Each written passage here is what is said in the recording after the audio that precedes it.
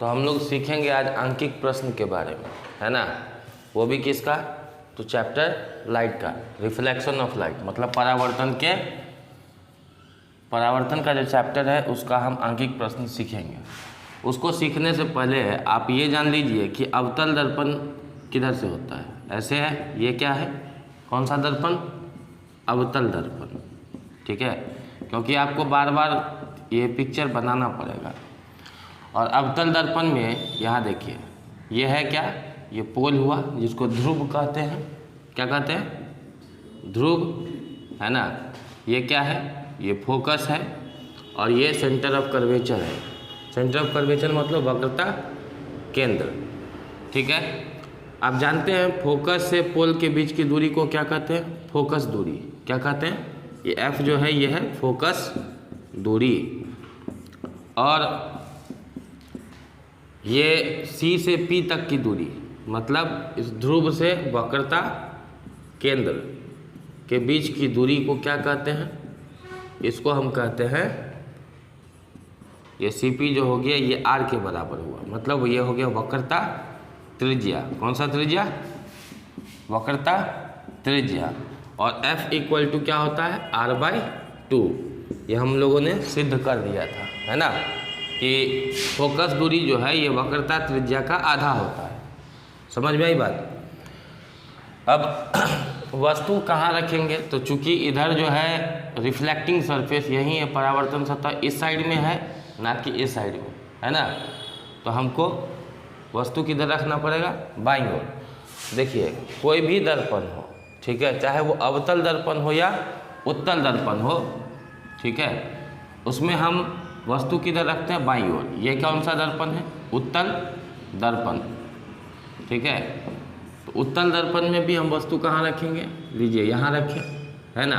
तो ये क्या आ गया, बाईं ओर रखा हमने, ये अंदर की ओर रंगा हुआ होता है, ये इसका ध्रुव हो गया, ये फोकस, और ये सेंटर ऑफ कर्वेचर। समझ में आया। देखिए यहाँ पे हमको उपयोग क्या करना होता है, उपयोग करना होता है चिन्ह परिपाटी। कौन सी परिपाटी, चिन्ह परिपाटी। तो ये चिन्ह परिपाटी में देखिए क्या करना है हमको, तो चिन्ह परिपाटी में ये हमारा x अक्ष हो गया, x डैश, और ये y, और ये y डैश। तो देखिए इसको हम, ये जो मूल बिंदु है इसको हम कहाँ पर रख देंगे, पोल पर रख देंगे। कहाँ रख देंगे, पोल पे। यहाँ से दाहिनी ओर पॉजिटिव, बाईं ओर नेगेटिव वैल्यू देगा, मतलब यहाँ प्लस में वैल्यू देगा, यहाँ माइनस में देगा, यहाँ ऊपर प्लस में और यहाँ माइनस में। समझ में आया। अगर हम इसको उठा के यहाँ रख दें तो आप देख लीजिए पोल के बाईं ओर जो है फोकस किधर है, फोकस का वैल्यू इसमें प्लस में होगा कि माइनस में होगा, माइनस में होगा, बाईं ओर है ना, नेगेटिव होगा। सेंटर ऑफ कर्वेचर मतलब ये रेडियस ऑफ कर्वेचर, वक्रता त्रिज्या, है ना, ये भी माइनस ही होगा। अगर हम वस्तु इधर रखें तो, है ना, वस्तु से ध्रुव तक की दूरी को क्या कहते हैं, वस्तु दूरी, u, ये भी नेगेटिव होगा।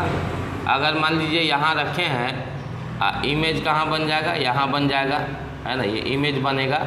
मान लीजिए ऐसे गया, ये टकरा के ऐसे आया, एक कहाँ से आया, वक्रता केंद्र से, तो इमेज यहाँ बन गया। तो अब देखिए इमेज यहाँ बना तो ये भी बाएं साइड में ही बना है, इमेज को भी से दिखाते हैं, वो भी क्या हो गया, नेगेटिव। नेगेटिव मतलब ऋणात्मक मान होगा, तो सभी के सभी क्या हो गए, नेगेटिव। यहाँ हमको फार्मूला कौन सा लगाना होता है, तो यहाँ हम फार्मूला लगाते हैं 1/v + 1/u = 1/f। कोई दिक्कत, समझ में आ रही बात। तो ये हमारा फार्मूला है और इसी को कहते हैं दर्पण सूत्र। ये कौन सा सूत्र है, हाँ, दर्पण सूत्र।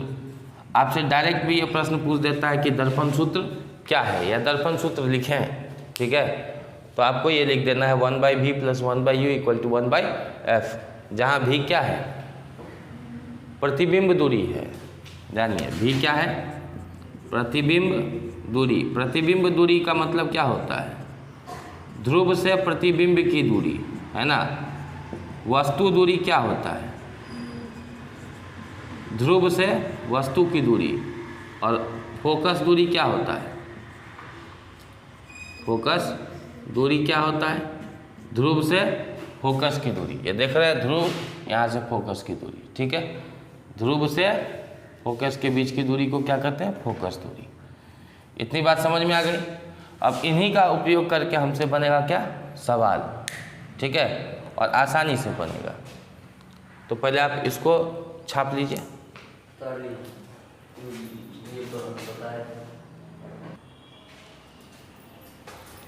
तो आवर्धन की बात करें हम,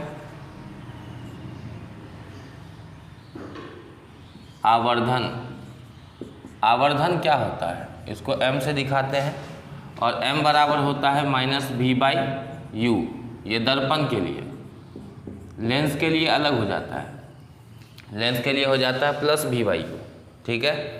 दर्पण के लिए -v/u। और v तो जानते हैं ना आप, v क्या है? प्रतिबिंब दूरी। कौन सी दूरी? प्रतिबिंब दूरी। और u क्या है? वस्तु दूरी। समझ गए? दूसरा, आवर्धन का एक और फार्मूला है hi/ho। hi मतलब height of image. Height of image का मतलब क्या हुआ? प्रतिबिंब की ऊंचाई, प्रतिबिंब की ऊंचाई बट्टा ho मतलब क्या हो गया? वस्तु की ऊंचाई, हाइट ऑफ ऑब्जेक्ट। कोई दिक्कत? तो इसका अनुपात क्या कहलाता है? प्रतिबिंब की ऊंचाई बट्टा प्रतिबिंब, ये वस्तु की ऊंचाई, यही आवर्धन है, ठीक है। तो ये फार्मूला जो है दर्पण में भी और लेंस में भी समान है, जबकि ये बदल जाता है। दर्पण में -v/u है और लेंस में +v/u हो जाता है, ठीक है। अब देखिए, इससे हमको क्या पता चलेगा? आपको जब कहेगा कि इमेज की प्रकृति बताएं, मतलब प्रतिबिंब की प्रकृति बताएं, तो आप समझिए m का वैल्यू अगर आपको ऋणात्मक आएगा, क्या आएगा? नेगेटिव आएगा। मतलब ऋणात्मक जैसे ही मान आएगा, आप समझ लीजिएगा कि प्रतिबिंब कैसा है? प्रतिबिंब वास्तविक तथा उल्टा है। प्रतिबिंब वास्तविक तथा क्या है? उल्टा है। समझ रहे हैं बात? अगर m का वैल्यू आपको पॉजिटिव आ रहा है, प्लस में आ रहा है, तो m का वैल्यू अगर प्लस में आ रहा है तो आप समझ जाइएगा कि प्रतिबिंब क्या है? आभासी। आभासी को ही काल्पनिक कहते हैं, ठीक है, तथा सीधा है। तो ये इतनी इन्फॉर्मेशन हमारे पास आ गए। अब इन इन्फॉर्मेशनों के आधार पर अब हम प्रश्न हल करेंगे, है ना, और आसानी से हल करेंगे, अच्छा भी लगेगा।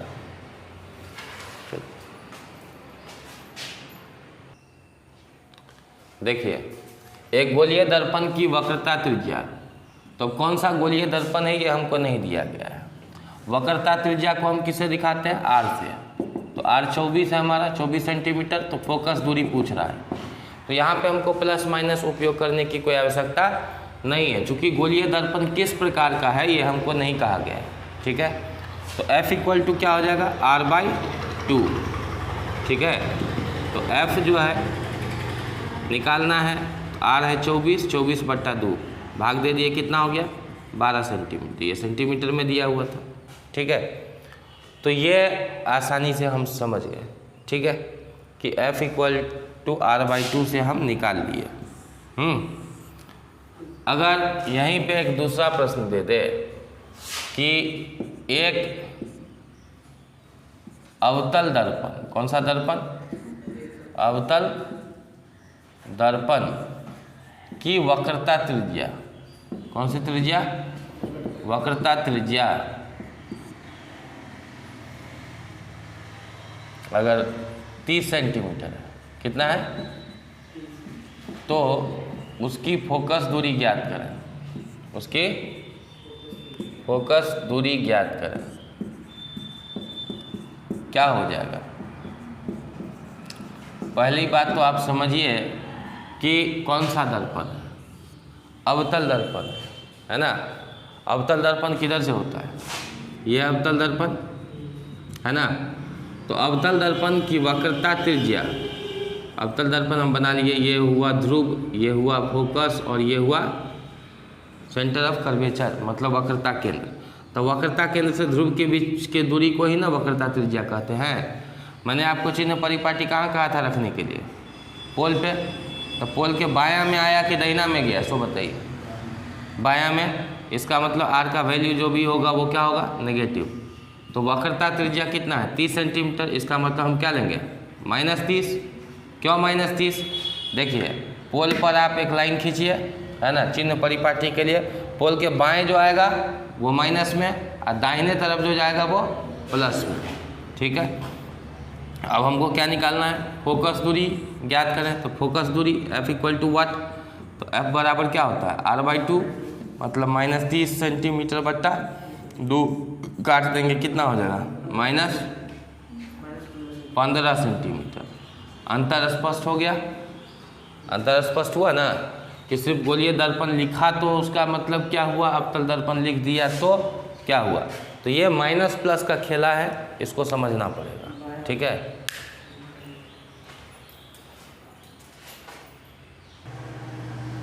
चलिए हम लोग सीख लें। कौन सा दर्पण है जी? अवतल दर्पण किधर से होता है, कैसे बनता है? ये तो ये इसका ध्रुव हो गया पोल, ये फोकस और ये वक्रता केंद्र। तो एक अवतल दर्पण की फोकस दूरी 20 सेंटीमीटर है। मतलब देखिए, पोल से फोकस के बीच की दूरी को ही फोकस दूरी कहते हैं। ये कितना है? 20 सेंटीमीटर, है ना। तो F = प्लस में 20 की माइनस में 20। पोल पर चिन्ह परिपाटी के लिए लाइन खींच लेंगे, बायां वाला माइनस में, दाहिना वाला प्लस में। तो दाहिने में तो कुछ है ही नहीं, है ना। तो इसका मतलब फोकस दूरी जो 20 सेंटीमीटर है वो किधर पड़ रहा है? फोकस किधर है?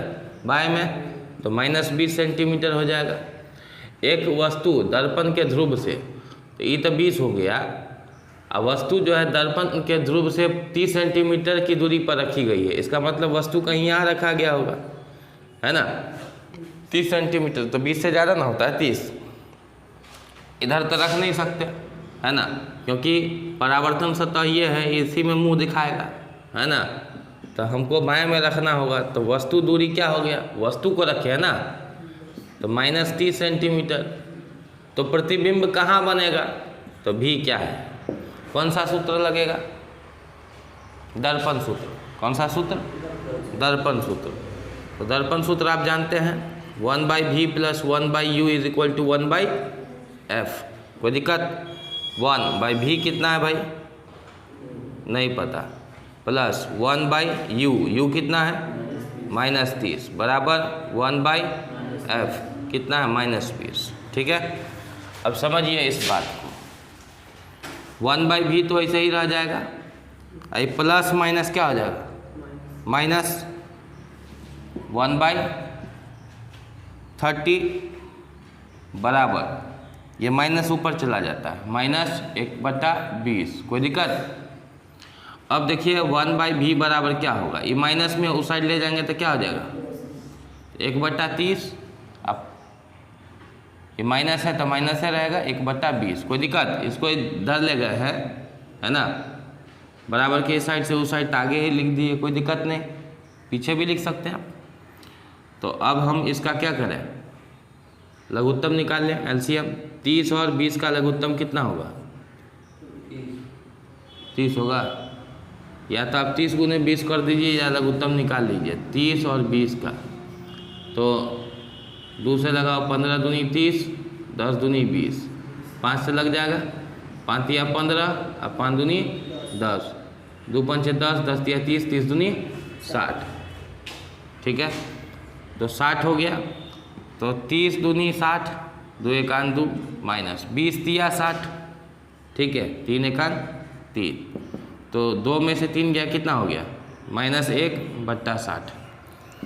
तो 1/v बराबर -1/60 हुआ, है ना। तो हम क्या करेंगे, हमको v का मान निकालना है ना, क्या करें, पलट देते हैं। क्या करेंगे, पलट देंगे। v/1 बराबर क्या हो जाएगा, इसको पलटेंगे तो ये पलटाएगा 60/-1। तो v को 1 से भाग दिए v हुआ, और 60 को -1 से भाग दिए तो -60 हुआ ना। माइनस साइन ऊपर चला जाता है, 60 को 1 से भाग देंगे तो 60 ही होगा। तो 60 सेंटीमीटर पे हमारा प्रतिबिंब बना है। तो प्रतिबिंब कहाँ बनेगा, 60 सेंटीमीटर पे। माइनस है, इसका मतलब किधर बनेगा, इधर ही बनेगा। ठीक है, आगे बात समझ में, लेफ्ट साइड में ही बनेगा। चलिए,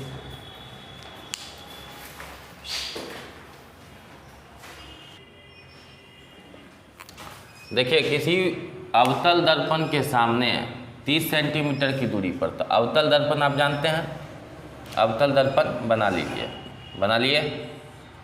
ये इसका पोल हो गया, ये फोकस, और ये सेंटर ऑफ कर्वेचर, मतलब वक्रता केंद्र, ये फोकस। तो अवतल दर्पण के सामने 30 सेंटीमीटर की दूरी पर स्थित वस्तु का, अब सामने रखेंगे तो मान लीजिए अब कहाँ रखे हमको तो पता नहीं है, कहीं भी रखेंगे, लेफ्ट साइड में ही रखेंगे, है ना। तो वस्तु दूरी हमारा कितना है, नेगेटिव हो जाएगा, क्योंकि वस्तु हमेशा बायां में ही रखते हैं। तो दर्पण के सामने 30 सेंटीमीटर की दूरी पर स्थित एक वस्तु का प्रतिबिंब, तो वस्तु जो है 30 सेंटीमीटर की दूरी पर है दर्पण से, तो -30 सेंटीमीटर हो गया। और वस्तु का प्रतिबिंब दर्पण के पीछे 40 सेंटीमीटर पर बनता है, इसका मतलब इधर बनता है ना। अब सीधा है कि उल्टा है नहीं पता, इधर कहीं बन रहा है इमेज, ठीक है। तो प्रतिबिंब क्या होगा भाई, चूँकि राइट साइड में बना है, देख रहे हैं पोल के राइट में बना है, तो इसको हम क्या लेंगे, प्लस में लेंगे। तो फोकस दूरी हमको कह रहा है प्राप्त करें, नहीं पता है हमको, है ना। प्राप्त कर सकते हैं फोकस दूरी, कैसे करेंगे, देखिए फार्मूला क्या लगाएंगे, 1/v + 1/u = 1/f। 1/v कितना है, 40 सेंटीमीटर, है ना। यहाँ देख रहे हैं v 40 है, u कितना है -30 बराबर 1/f।